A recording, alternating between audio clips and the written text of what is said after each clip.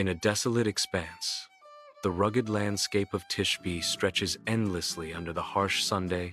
Born into this unforgiving world, Elijah emerges. A man defined by the starkness of his beginnings. His intense eyes reflect the weight of the world, hinting at a destiny intertwined with the land itself. From the heavens, a voice echoes, Elijah, Yahweh is my God. Within Ahab's opulent palace, idols gleam, symbols of a kingdom's misplaced devotion.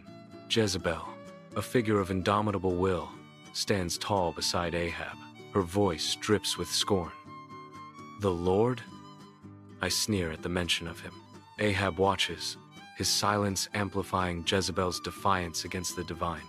In the king's court, Elijah steps forward with unwavering resolve. Elijah's voice echoes with divine authority. As the Lord God of Israel lives, there shall be no dew nor rain these years, except by my word. Ahab watches with barely concealed contempt, his expression a mask of dark resentment. The air crackles with tension as a challenge is laid before the kingdom. Ahab remains silent, his face a study in controlled fury. Elijah seeks refuge near the tranquil brook Cherith, a stark contrast to the desolate land. The land lies barren as the air crackles with the weight of isolation. From the heavens, ravens descend, bearing sustenance in their beaks. Elijah watches as the ravens deliver bread and meat, sustaining him in his solitude.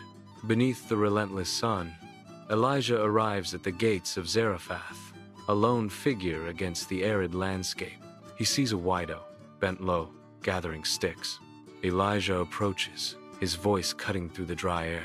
Please, could you bring me a little water in a jar so I may have a drink? The widow pauses, her gaze meeting Elijah's, the weight of the parched land heavy on their shoulders. The widow's home is filled with worry as sunlight barely penetrates through the window. She points to the near-empty flour jar and oil jug, a stark symbol of their dwindling resources. The son watches his mother, his face etched with concern as she despairs. I only have enough flour and oil for one last meal for myself and my son. The widow speaks, her voice heavy with despair. Elijah reassures her, the jar of flour shall not be used up, nor the jug of oil run dry. The widow's home is filled with the heavy scent of sickness and herbs. Her son lies pale and deathly still on the bed, her face etched with worry.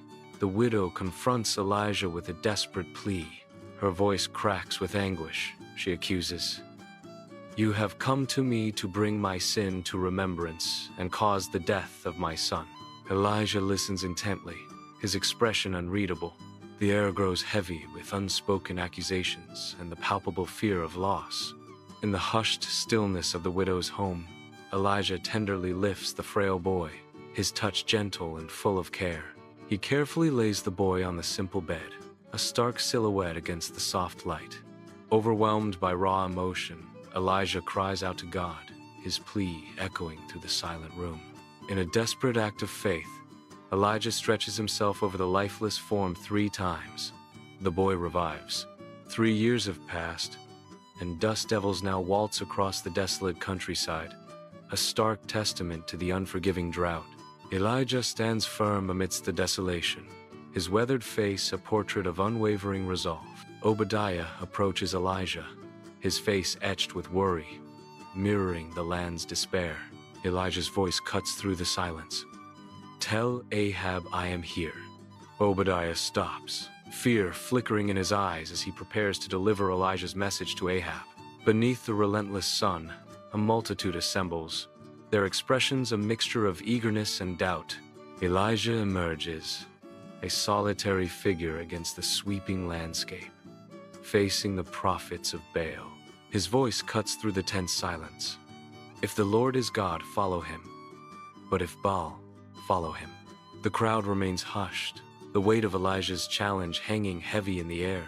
The prophets of Baal writhe in desperate supplication under the unforgiving gaze of the Sunday.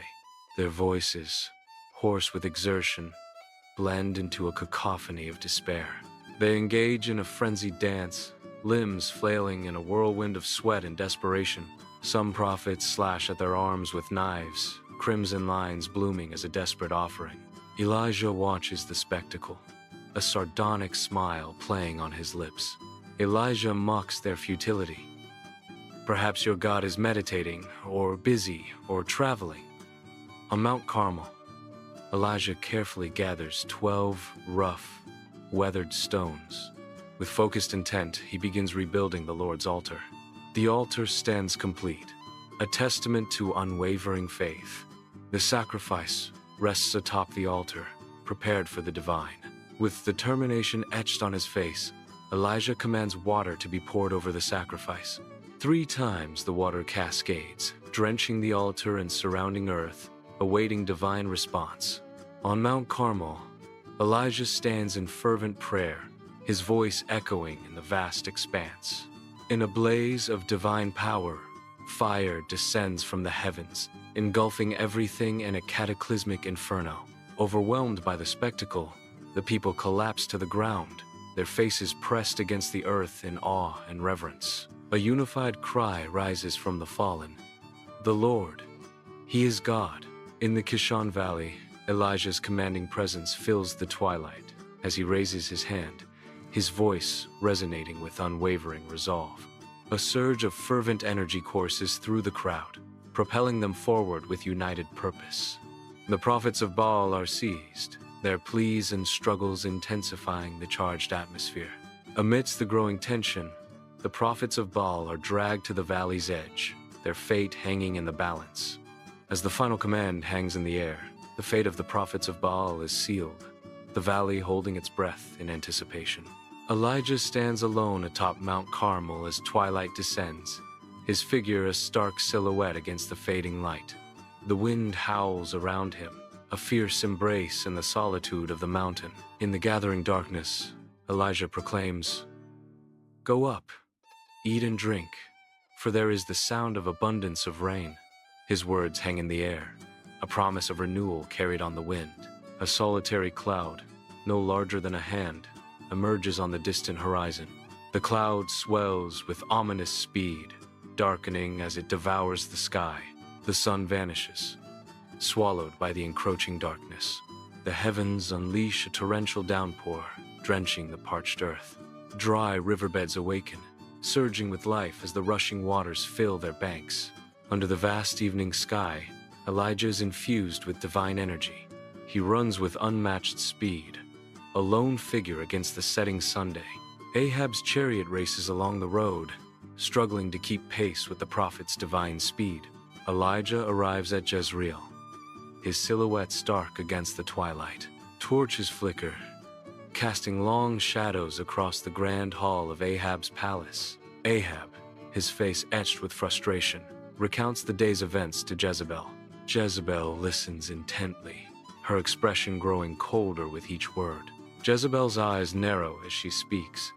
"So may the gods do to me, and more also, if I do not make your life as the life of one of them by tomorrow, about this time." Her words hang in the air, promising swift and decisive action. Under the sun's oppressive glare, the wilderness stretches, an unforgiving expanse. Elijah seeks refuge under the meager shade of a broom tree, his form betraying utter exhaustion. His face, a canvas of despair, reflects the depths of his inner turmoil. Elijah's body trembles as he whispers a desperate prayer, a plea lost in the vastness. "It is enough," he cries, his voice cracking with anguish. He concludes, "Now, Lord, take my life, for I am no better than my fathers." After 40 days of wandering, Elijah arrives at the foot of Mount Horeb, a monument to divine strength. His weary eyes scan the towering mountain, a silent testament to his enduring faith. Drawn by an unseen force, Elijah approaches a dark opening, a cave promising shelter. He hesitates at the threshold, a moment of quiet contemplation before venturing into the unknown. Elijah disappears into the cave's mouth, swallowed by the shadows of Horeb. Amidst the tempestuous winds of Mount Horeb, Elijah stands resolute, unyielding to the storm's fury. As the ground convulses in a violent earthquake, Elijah remains steadfast, a beacon of unwavering faith. A consuming fire blazes across the landscape, yet Elijah stands motionless, untouched by the inferno's heat. In the gentle whisper that follows, God's voice graces the air, and Elijah listens intently, his soul open to divine guidance. Above the river Jordan, the sky tears open, revealing a blazing chariot drawn by horses of fire. Elijah is lifted skyward in a whirlwind of light and deafening sound. Elisha watches, awestruck, as his mentor ascends in glory. Elisha cries out, "My father, the chariot of Israel!" The chariot disappears into the heavens, leaving a trail of shimmering light. Elisha kneels by the riverbank, the echo of Elijah's departure resonating in his heart.